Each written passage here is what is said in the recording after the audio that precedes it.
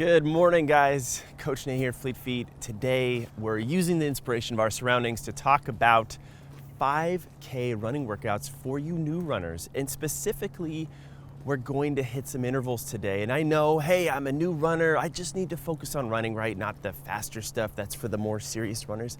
Not at all. You're gonna benefit so much by learning how to run a little bit faster too. It's gonna improve your run form because you're gonna be a little bit more muscularly engaged. It's gonna improve your pace, believe it or not, and make those easier runs feel a little bit easier. And just, hey, it might make you that little bit faster runner too, which is actually pretty fun. So let's dive into those running intervals.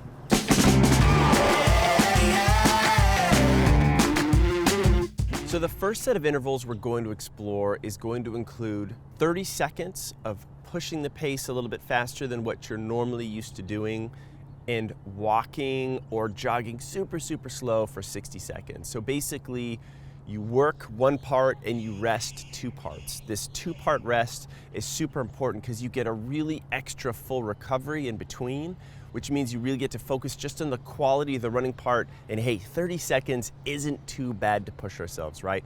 It's a pickup. We can be constantly accelerating all the way through, then we bring ourselves back all the way.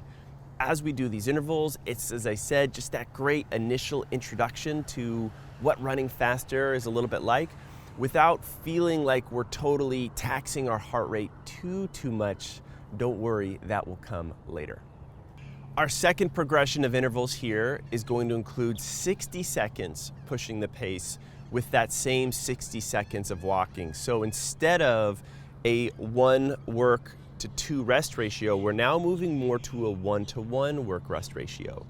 This longer interval, we're gonna take that pace we did for the 30 seconds and we're just gonna learn to extend it a little bit more, because while we want to be faster as runners, we're still endurance athletes. We still need to learn how to maintain those higher speeds for a little bit longer period of time.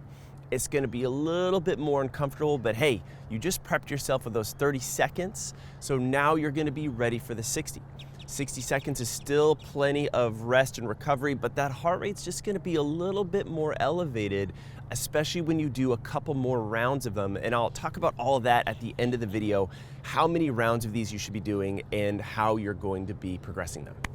So my last round of speed intervals for you new runners out there is going to include a 90-second running interval with 60 seconds of rest. We've now extended the actual work part of the interval to be longer than the rest part of the interval, and a few magical things start to happen there. One, we're still training ourselves to hold that speed for longer periods of time, and then we're also training ourselves to recover a little bit more quickly and run fast even while we're dealing with a little bit of fatigue.